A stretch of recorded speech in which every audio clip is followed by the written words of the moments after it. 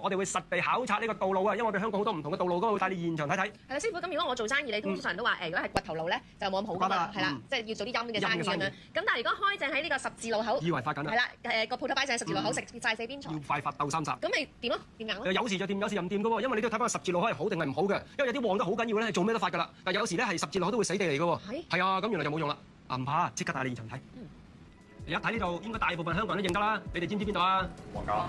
係旺角邊度啊？係啊，原來旺角最旺嘅就係彌敦道同亞皆老街交界。如果你喺嗰邊做行人，你就慘啦，隨時俾人逼出馬路啊，行都行唔到啊！咁原來呢個十字路口你就發啦。咁點解咧？原來彌敦道嚟講咧，有一個主要嘅公路係人都知啦，係咪？咁原來亞皆老街都係主要公路喎，仲有兩邊係冇公園嘅，全部都係有鋪位有住宅嘅。因為一講有公園佢唔掂噶嘛，變咗兩條主要公路，一個係主路，一個係副嘅支路，等於一條係主龍，一條係幹龍。咁就兩個都係旺一個交界位，嚟嘅係最旺嘅地方啦。我啱啱今日收到個位嗰個樓價120幾尺一個鋪位喺嗰度，你知唔知幾多錢啊？仲要唔係喺正亞皆老街喎？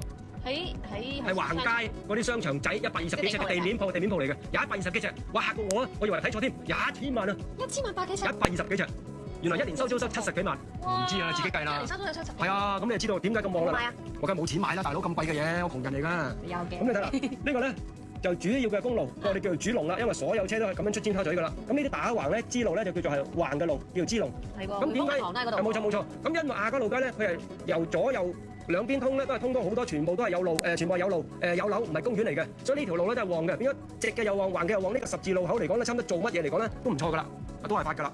砵蘭街咧以前咧未起朗豪坊之前咧，其實都好多人流㗎。但係點解佢會聚集咁多夜總會啊，或者啲色情事業咧？以為罪啊？因為砵蘭街咧以前係冇人流嘅，係陰地嚟嘅。自從有咗呢個色情事業之後，先至開始有人流，啲人就去睇風景啊嘛。你掉轉咗啦，將個原因。砵蘭街嚟講咧就屬於陰地啦。咁但係開咗朗豪坊之後咧，好多人行入變咗陽地咯喎。咁原來陰地就適宜做嗰啲係夜總會啊，或者係嗰啲卡拉 OK 嗰啲行業啦。但變咗陽地嚟講，你做夜總會咧就唔係好適合咯。所以慢慢咧就會褪咯喎，可能會褪到去旺角另一邊啊，或者褪去佐敦道啦。師傅，咁呢個十字路口咧有啲車咁樣行，有啲車咁樣行噶嘛？咁樣點為止扯水咁樣？好簡單啫！嗱，而家用亞皆老街去解釋就容易啦喎，因為以前係雙向，而家單向啦嘛，佢淨係向呢邊嘅。咁變咗，如果你喺呢邊嘅，咪收咗亞皆老街個水，咁就叫做係逆水啦，係咪？如果你啱啱呢個角嘅，俾個亞皆老街條氣扯咗出去喎，咁就變咗係順水啦，就反為漏財，所以千祈唔好開斜門啊！師傅，我想問嗱，彌敦道亞皆老街咧就係單程路啦，冇錯。咁而佐敦道彌敦道交界咧，佢係兩條都係雙程路，有冇分別嘅咧？有分別。你睇呢個亞皆老街同彌敦道好容易睇啦嘛，佢單程路變咗兩個鋪就扯水，兩個鋪就係逆水啊嘛。咁但係如果你睇翻佐敦道，你咪要睇下邊車嚟咯，因為佢雙程噶嘛。你睇下究竟彌敦道多車定係佐敦道多車，你先判斷到佢嗰條路究竟係逆水定係順水。明白。咪跟住同你哋睇佐敦道啦，唔好問啦。嗱，一帶咧就帶咗嚟呢個佐敦道啦。咁你見到啦，人都少啲啦，我哋企喺度都會俾人逼出馬路啦，係咪幾大分別啊？咁點解佐敦道嗰個交界位同埋呢個亞皆老街交界位咁大分別？知唔知啊？你哋真係冇望喎。係啊。點解咧？地運轉啊！地運關乜鬼嘢事啫？大家都一條彌敦道啫嘛，彌敦道同中環一樣噶嘛。總之一日香港有運，彌敦道就話有運，同中環嘅情況一樣嘅。關唔關附近個公園事咧？係啊，一定係關事啦！你真係咁叻嘅，你雖然成日話你懶，天生係啊，聰明加勤力你就好厲害。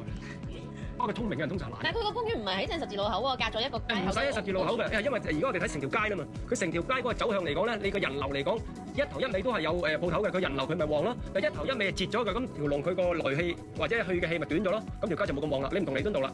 佐敦道咧好容易睇嘅，咁你見到呢度彌敦道交界啦，係咪？其實呢度咧得一個街口嘅啫，好細嘅啫。咁跟住呢度就係拔萃就冇嘢啦，係咪？跟住呢度係軍營咯喎，軍營再出咧全部都冇嘢，所以其實佐敦道氣咧得咁短嘅啫。咁去到另一邊咧，就呢度對面就公園咯喎，咁你變咗嗱旺嘅氣咪得翻咁短咯。所以呢個佐敦道咧其實就唔夠人流嘅，淨係得彌敦道嘅人流佢咪大唔旺咯。你唔同以前我哋有巴士站嘅時候，佢咪呢個巴士站有好多人流啊，以前旺過而家好多嘅，所以而家就遜色咗少少啦。咁即係話咧，如果啲鋪頭喺正嗱呢度中間咁樣咧，就冇問題嘅，順水逆水都冇問題。如果你唔開三角位就順水逆水都唔使理。喺正角落頭先至如果係順水就扯水啦，冇錯逆水就可以兜到啦。啱嘅。咁你知道點解佐敦道冇咁旺啦？但係佐敦冇咁旺，你都又問得啱㗎。個公園離得咁遠，所以佢都係始終都叫做係唔錯嘅一個區。咁你話近公園就冇咁旺啊？條路近公園對面就冇咁旺。咁呢個維園，一街之隔啫喎，同呢個皇室堡同埋順邦嗰邊。冇錯。咁但係點解嗰邊旺到咁犀利？因為佢好近維園喎。近冇用㗎嘛，你直情係維園旁邊嗰一紮咧，因為陰地先至容易有問題嘅啫。你一入咗去，大家鋪對鋪咧，佢就唔係陰地啦，嗰就唔關路事啦，關地事，陰地定陽地嘅問題啦。我哋一跳就跳到嚟呢個窩打老道同埋彌敦道啦！哇，你睇呢度，你行街碌住行都得㗎，包冇人撞到你啊！點解呢條路咁靜咧？嗱，係咪見到車佢又見唔到人喎？點解啊？知唔知啊？近海皮啊！近海皮啊！因為嗰度有嗰個近海皮同我哋佐敦道近海皮差唔多嘅啫喎。嗰度有火啦。公園。好大個公園，邊度啊？嗰個打golf嗰度係嘛？打 golf 咁高級咧，嗰度有公園就有 golf 㗎嗱，你估近果欄又啱嘅，你又答中啦，成日答中，而家越嚟越靚。嗱近果欄係啦，嗱直情人都冇㗎嘛，果欄一收線就冇人㗎啦嘛，呢度最夜就半夜3點鐘，我都間唔中揸架車走去買果㗎，不過成日揀啲爛嘅呢個，因為我唔係熟客啊嘛，佢淨係對熟客有優惠嘅啫，我啲生客咁大膽。以前我未識我㗎嘛，以前而家可能比較靚我啦。嗱，因為好靜啦，如果你開呢度做生意咧，就十字路口都冇用啦。咁呢個咧你就更加容易睇啦。嗱，你見到呢條係彌敦道係咪？呢條就窩打老道。你見啦，呢度直情係仲窄過我哋頭先佐敦道，旁邊已經係全個大公園啦，完全係冇人嘅氣啦。跟住呢邊咧已經果欄嚟講咧，基本上係日頭有人，夜晚咧就晏晝收市㗎啦嘛。變咗佢淨係得咁短嘅氣，所以呢條路咧3條路之中最差嘅。所以你發現咧，你就算開喺呢個位做生意都咧，佢唔一定係旺嘅。咁呢啲有啲商場或者其他嘢咧，佢都比較難聚得旺嘅，因為佢咁大個公園咧，好難聚到氣。師傅啊，咁佢嗰條街咧中間有個新樓盤啊，咁會唔會對住喺入面嗰啲人都有影響咧？完全冇影響，因為我哋而家講街咧，主要影響做生意嘅啫。咁好多時候咧，我哋高尚住宅區對面就係公園，賣貴啲添啊。咦，師傅啊，咁嗰頭咧好多書局或者係樓上啲補習社咧，嗰啲好似好生意㗎。啱㗎，因為嗰地方係陰地啦嘛，因為其實個陽中大陰，咁陽中大陰咩意思咧？佢去又方便喎，搭地鐵就到啦嘛。咁大陰意思個區就唔旺嘅，唔旺係點解啊？樓價唔起，租金唔貴，咁你咪好多生意都做到咯。我哋好多行家都喺嗰座大廈好出名嘅，所以但係你學成想開鋪嘅時候，都可以開喺嗰邊就有得救啦，包你有生意。師傅飲食係咪都係屬於陰嘅行業？飲食你要好怪嘅飲食先得，人哋要專登去幫襯，又唔係普通嘅飲食。即係普通茶餐廳得唔得啦？未必得㗎啦，一定有個出咗名嘅。咁你人哋專登去揾嚟食咧，原來就有生意啦。嗰度有間食扒嘅都 OK 喎。如果佢出咗名嘅，人哋專登去，佢咪得咯。